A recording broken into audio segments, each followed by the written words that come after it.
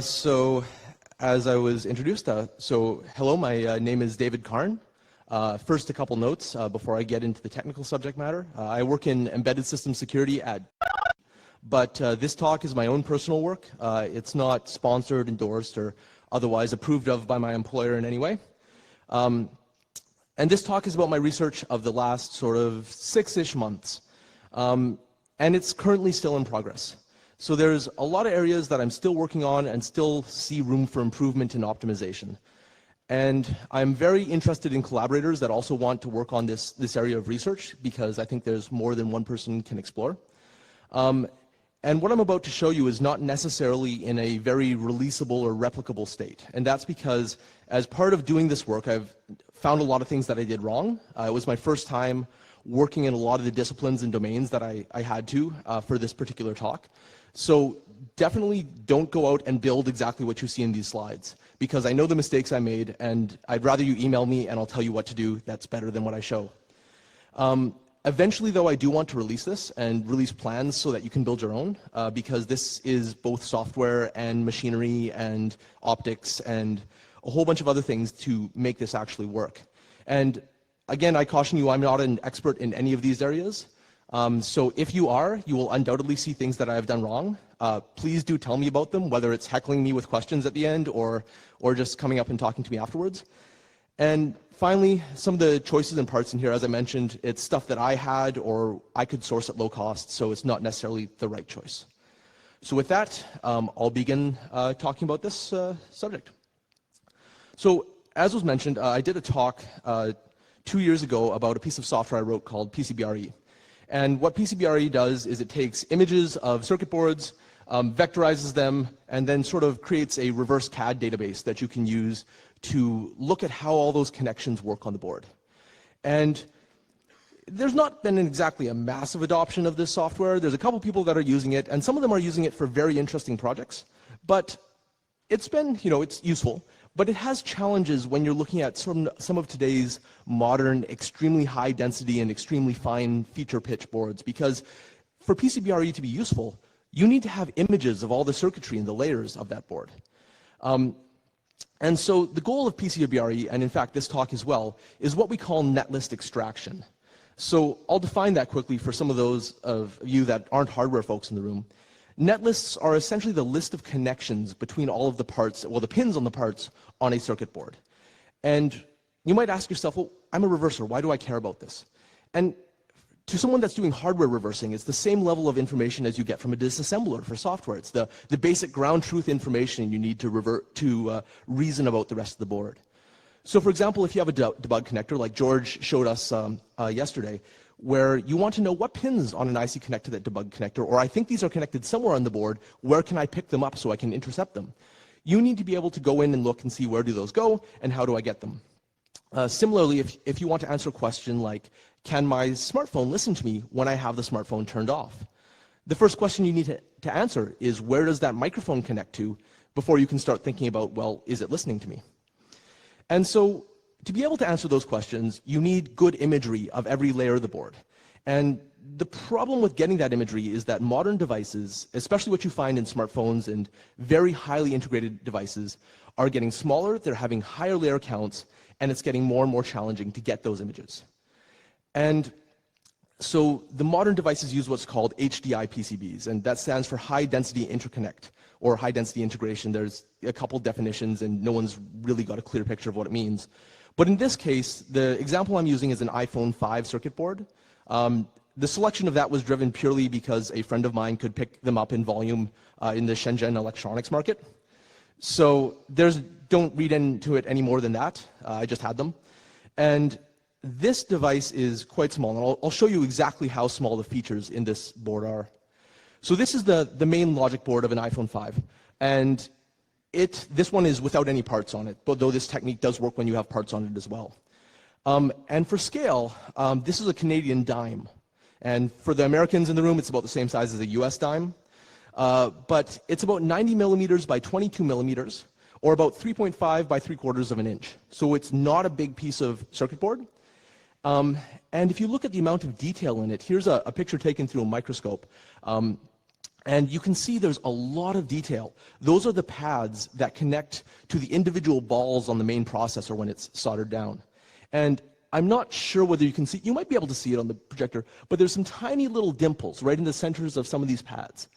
And those are actually where there's a drill hole through the board that connects to internal layers that was then filled up with copper so you could solder on top of it. So we need to know not only the planar topology of how everything connects, but also the vias that connect down to the other layers. And by the way, that huge blob on the side right there, that's the edge of the dime. It was shot through the eyepiece of a microscope, so I apologize about the image quality. My other microscope was otherwise tied up. So they're also pretty thin. You can see in comparison to that same dime again, the board is quite thin. And for one last currency comparison, this is the dime through microscope at a fixed magnification. I don't know exactly what magnification it was, but the microscope was left configured the same between this picture and the next. And this is what that edge of that circuit board looks like at the same magnification. And so in terms of the dimensions that are involved, the whole board is only 31 thousandths of an inch thick, or 0.8 millimeters. And there's 10 layers in that space. And those 10 layers, you can see there's some of those connections that connect between the layers, between the top and the inner layers. And so in this case, it was 10 layers in 0.8 millimeters, but some of the specimens I'm looking at for newer devices are actually 10 layers in 0.6 millimeters. And this trend is just going to continue. Things are going to keep getting smaller, which means it gets harder for us. You can also see that the space between layers is only 2/1000ths of an inch, or 50 microns. So that's a real challenge to be able to separate the layers cleanly. So I'll talk a little bit about some of the existing solutions before talking about what my solution is and why I think it's useful and you should all be listening to me. So I began by looking at the existing solutions, and Joe Grand did a fantastic taxonomy of a number of the existing delayering methods, and I highly recommend you go check that out if you're interested in the subject, because he did a very, very thorough catalog.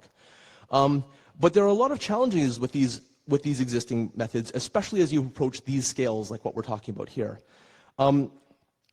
The classic example is what you would call sand and scan. You take a board, you sand off the layer down to see the next layer, you put it on a scanner, you scan the image, and then you have a picture. But when you have a board that has these features this close together, it's extremely difficult to evenly sand the board so that you approach the next layer at all the same time. If you get uneven sanding, you'll start to see one layer before it's exposed in another place, and then as soon as you touch the copper, well, that copper is very thin and it's sort of sticky because it's a soft metal. It sticks to the abrasive sandpaper, the sandpaper tears it out, and then your image is no good. So you have to sand it partially, take pictures. It's very tedious and time consuming, but it can be done, if you're more patient than me, that is. So, as I said, the challenges are it's manual, it's time intensive, especially for the analyst, and it's very hard to get evenly exposed traces. But one of the techniques that Joe Grand talked about was one called surface grinding. And surface grinding, the way it works is that you've got a grinding wheel, and that moves across the surface of a PCB. The PCB extends into the frame here, and it moves left to right and in and out of the frame to cover the surface board and the surface of the board. And you slowly move it down, slowly removing a layer at a time, and it's a very precise method. But the problem with this, and again, it's automated, but the problem is that the grinders that have this level of precision are very, very expensive. There's a lot of forces involved for what they're originally designed for, and the movement of the grind wheel must be extremely precise with regards to the board. For example, it needs to maintain that 2/1000ths of an inch accuracy all the way across the surface if you want to approach the next layer at the same time. The PCB itself must also be aligned with the platen of the surface grinder. It's got to, if you had, say, parts on that board, and then you remove those parts, you've still got little bumps of solder left over from where you remove those parts. And those bumps are definitely thicker than 2/1000ths of an inch. It throws your whole board out. So I was sort of, maybe I can build my own that has some solutions. And one of the things I was considering was putting a camera right behind the grinding wheel, so it would take a picture of the slice I just ground, and I didn't have to worry about getting the board all fine at the same time. Just getting one slice at a time right would be enough. But as I was thinking about how I would build this thing, I had a thought, and that's, what if we flip the problem on its side? Rather than trying to grind the flat surface of the board all the time, what if we grind from the edge? And Now, this is not a new idea. The idea of grinding boards on the edge, polishing them, and then taking pictures of them is one that's been used in failure analysis for a very long time. And a friend of mine, Dmitry Nedospazov, he did training before REcon, has a saying that I quite like, and that is that nothing is ever new in silicon reverse engineering. It was all invented by failure analysts about 30 years ago. And I think that holds true for PCBs as well, because this technique is known as microsectioning. And it's cross-sectioning of a PCB there's two standards that are really useful, which is IPC MS 810, which you have to pay for, and a new draft, which is available right now for free for comments if you grab it quickly, which is IPC 9241. And that describes the process of taking that section and polishing it. But in a failure analysis scenario, they only want one slice through the board. They want that one slice so that they can look at the exact structure inside the board to see, was my manufacturing process okay, or why did this connection break? Whereas we would much rather have many slices through the board. So what I'm proposing is that instead of grinding from the top, we grind incrementally from the edge, slowly moving in. And this will produce a number of views of our circuit board. And what you'll see on that edge is the traces that were present that far into the board, but again, looking from the side. So I did some initial tests, and I initially used a piece of 400 grit wet dry sandpaper on top of a surface plate, which is a very smooth piece of granite, smooth within 1/10,000th of an inch or so. And that actually got the image that I showed you earlier, that view of the board on the side. So I knew the technique could work because the image quality was there.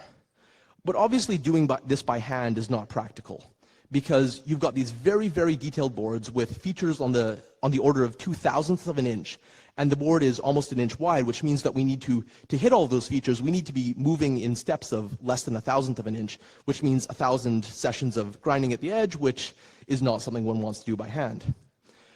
So obviously the next step was to figure out, how do I automate this?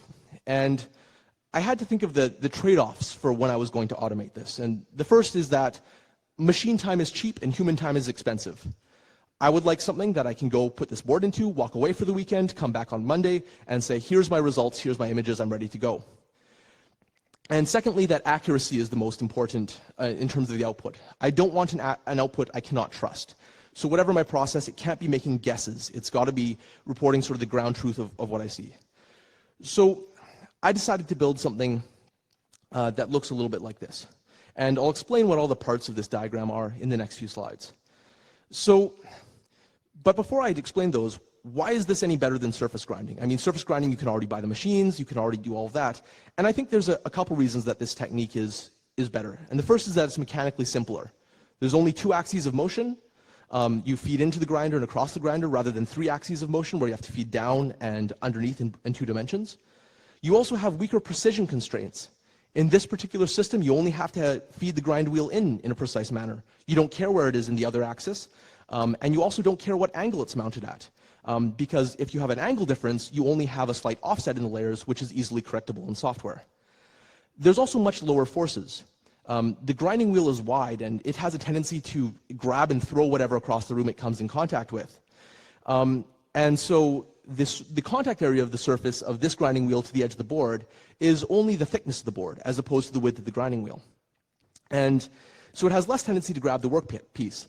And what this means is that the cost of building mechanics goes up with the precision requirements, the amount of load it must support, and the number of axes of motion. And this has lower precision requirements, lower load, and also 1 less axis of motion, so it should be cheaper to build. So the components of this are first an imprecise sort of long travel x-axis, what I call the x-axis. And in fact, this is the same as a 3D printer. My initial prototype of this was taken straight out of a 3D printer that worked once and I never used again. And we can use this because we're not really loading it. We're only taking very fine skim passes off the edge of the board, so there's no heavy loads on it.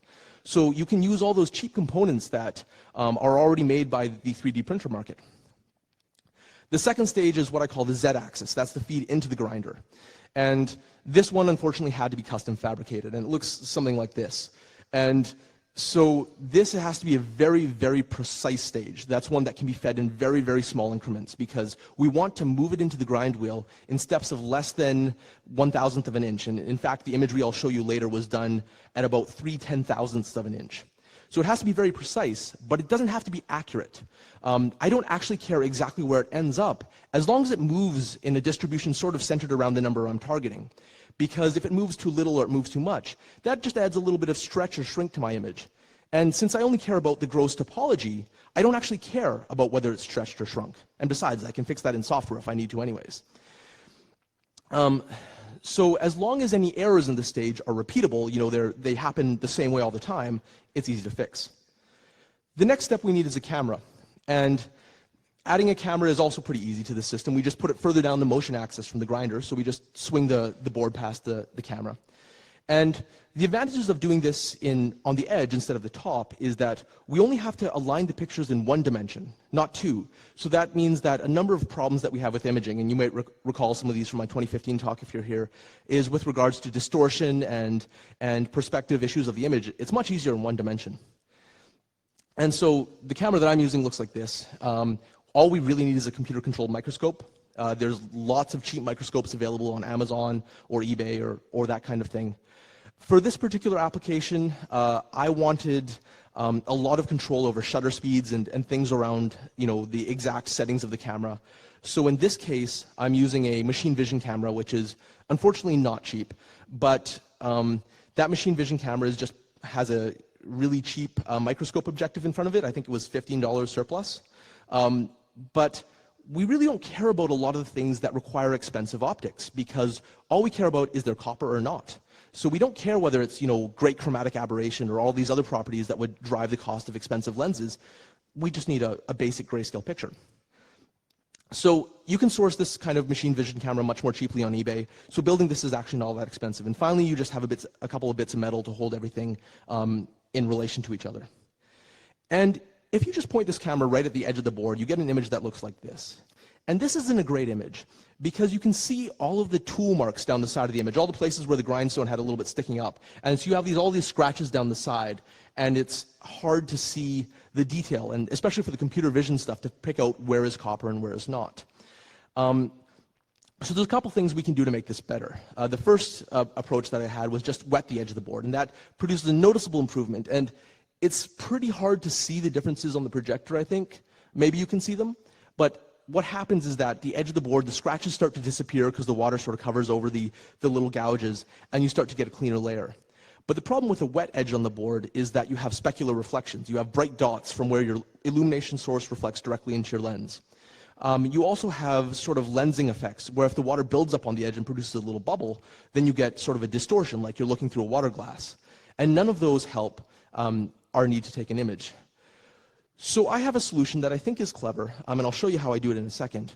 And that seems to solve the reflections issue and also prohibits any lensing behavior. And what I do is I have a glass slide mounted directly in front of the edge of the board, and I maintain a constant bridge of water between that glass slide and the edge of the board. And because there's that constant bridge of water, you have always a flat surface on the front of the glass that prevents any lens behavior. And because it's flat, you can also control where all the reflections from your lights go. And so they reflect somewhere that's not into your camera. And the way I'm doing it on this particular one is I just have a constant feed of water that pours in onto the top of the board when it's held in front of the microscope, and is used to keep that water bridge formed. And this is actually a technique that's known from film restoration. It's called wet gate imaging, where you take an image and it's got scratches all down the side, and you fill it with something with a similar refractive index, and then that removes all the scratches. So it's a standard technique, just putting it all together in one piece. And finally, the last thing you need is a grinder. And this is just a standard hardware store grindstone mounted directly on a motor with a variable frequency drive, and it looks a bit like this. As you can see, I built the chassis of this machine out of plywood. There's very low precision requirements. You can make most of the parts out of this, with the exception of some little bits out of common, imprecise materials. But one challenge you have with a grindstone is that you get an effect called clogging. The epoxy and copper are both, epoxy which makes up the circuit board layers, it's a mix of epoxy and glass fiber, and copper which makes up the traces. They're both quite soft materials, so they tend to stick to the grindstone and clog the surface, and you get this smooth sort of burnished surface of the grindstone, which then rubs against the edge of the PCB and then gets hot and melts, and everything just gets destroyed. So we have to prevent that from happening, which means that we need to continually flush the interface between the grindstone and the PCB with water. And that's always interesting because steel and electronics both love water, and we have to put these all in close proximity. But if you do that, the grinder works, but there's another challenge. You have an effect called what I call edge peeling. That is, you have the soft copper at the outside, and when the grindstone runs across it, it tends to push it out a little bit. It sort of deflects it out rather than cutting the outermost edges because there's nothing that constrains it. And this is a problem that you encounter with microsectioning, like I mentioned, the failure analysis documents, and there's a well-known solution. That is simply that you pot the board, you put it in a block of epoxy or in a block of acrylic or some other hard material that will constrain the outer edges. And in this particular picture, the top layer, the top side of the board was encapsulated, and you can see that top trace right up there. That one did not bend out, whereas the bottom, which was not constrained, bent out quite a bit. But it turns out that that does impact the quality of my outer layer imagery, and you'll see that impact a little bit later, because I actually only got the full machine running last Sunday, so only had time to make one set of images. So they're not perfect, but I think they show off the process. Anyways, when we put this all together, you get a machine that looks a bit like this. And this is a sped up video because I was running the machine very, very slowly at the start. And what's happening on the right-hand side of your image is it's running past the grinding stone, and then on the left-hand side of the image, it's running past the camera. So the camera takes some pictures, it grinds another layer, the camera takes some pictures. And as I mentioned, this is run by some very basic software using a standard 3D printer control board that you can acquire from almost any vendor for low cost. And that video was sped up 8 times. The machine, as I used it to take these pictures, is very, very slow, but there's a huge number of opportunities for improvement in the control software I'm using right now. It's full of sleeps, mostly so I can control see it before something bad happens. So simply removing those has a factor of 2x speed up improvement, and I've already tested running it much, much faster. But I figured I'd make the video of it running representative of the images that I have to show you the quality. So at the end of that, what we have is a huge pile of images. For the samples I'm going to show you of the output, that's 15,000 images taking up about 40 gigabytes. And we're certainly not going to reconstruct all of those images by hand. So of course, we have software do it for us. And the basic approach is that we combine the images into strips, we align the strips to each other, and then all you have to do is slice across the volumetric image you've effectively built up. But it's a bit more complex than that, because we need to know where those images are in relation to each other in 3D space. And I've developed 2 major approaches, both of which work. The first one I used was a stitching or an alignment-based method, which uses the images to establish their relative position to each other based on features in the image. And this is what I originally used for some of my hand tests, and it worked fine. But that's not what I used for the rest of this, so I'm not going to talk about it right now because I don't have time. But find me afterwards if you want to know more about that. The other approach is just a position-based approach, and you just basically tag the image you took with where you told the machine to be at the time you took the image, and as long as the machine is precise enough, which it is, then you can align all the images to each other.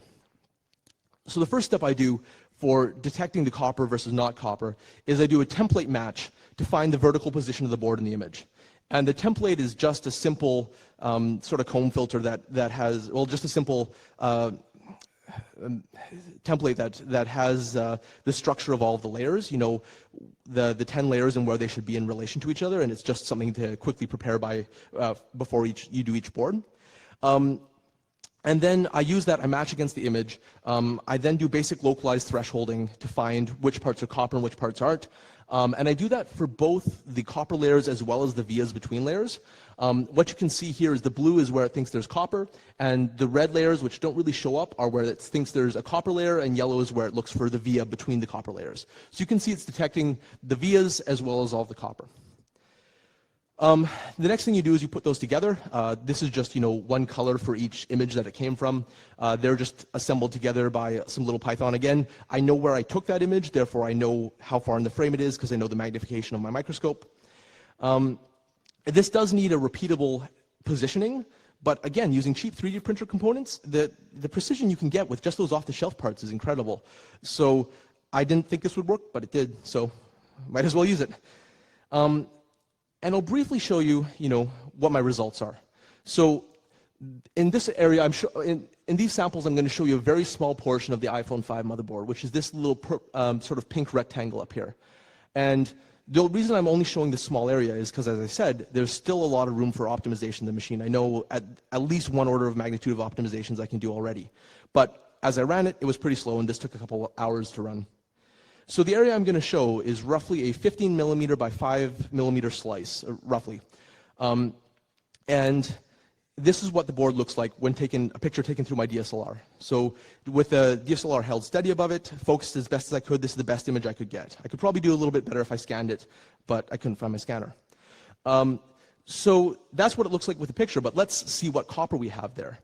And this is what the reconstructed copper looks like from those edge images. And in fact, you can see there's some problems with this image. There's those sort of tearing right there along the pads. And where that comes from is actually the edge peeling that I talked about before. And I know I have a solution to that. I just didn't get a chance to test it before I came to REcon.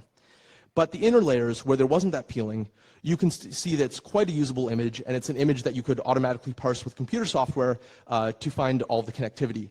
And just to give you a sense of scale, all of those little white traces are 2/1000ths of an inch wide. They're very, very small, and they're very, very hard to see.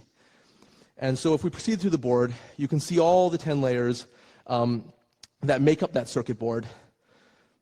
And I also, by the way, I capture the vias that go between the two layers, but as I said, I only got this working Sunday. So there's some computer vision problems. I have images, they just don't look great, so I didn't put them in the deck.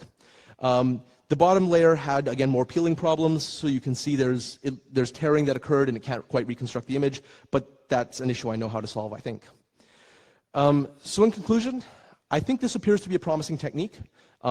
It's relatively low cost compared to existing methods. I think you can build this machine for under $1,000 if you take advantage of my lessons. It cost me more than that to build it, but you can probably build it for less than that.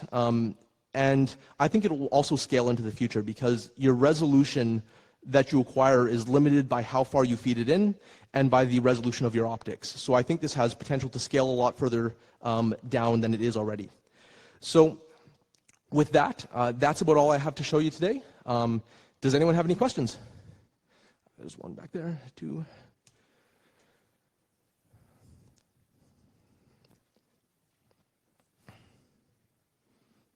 There was one.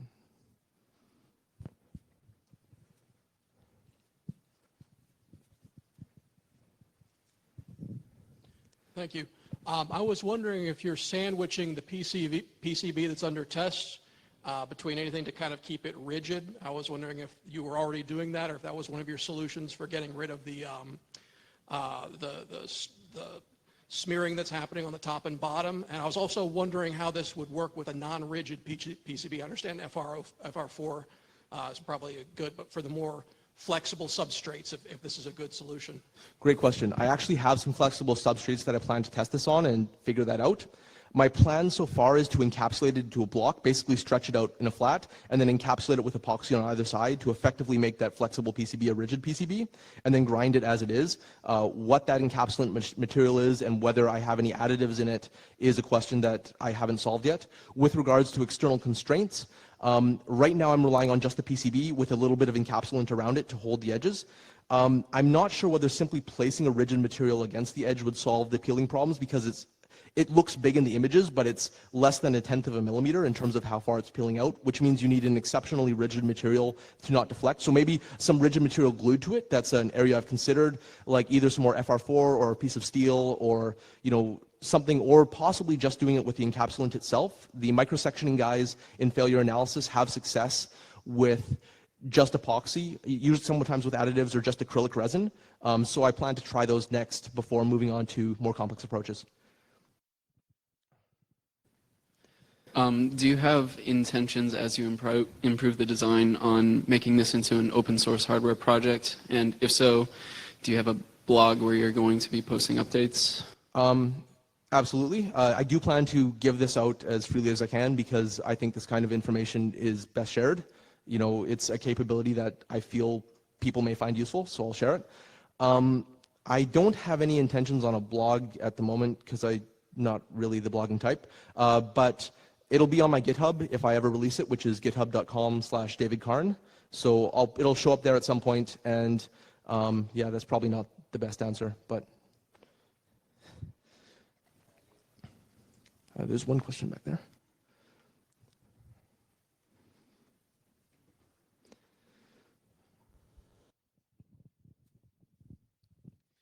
I've also heard that there's one company, ScanCAD, who do some of these types of reverse engineering services on a commercial basis. And one of the options that they offer is using a flying probe test to where without slicing or grinding the board at all, they claim to be able to recover the netlist, which is all we're really after, recover the netlist by a flying probe technique. Flying probe just on the outside pads only, because that's where the components go anyway. What is your opinion on that method? I think it's a completely valid method. I did not want to buy a flying probe tester because they're expensive.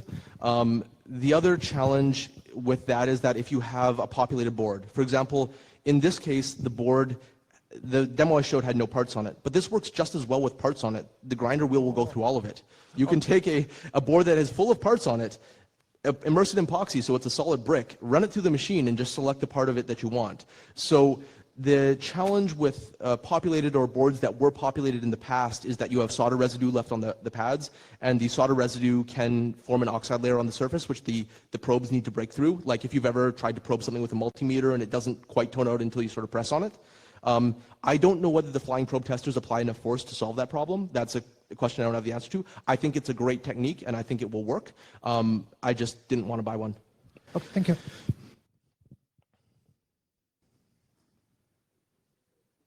All right.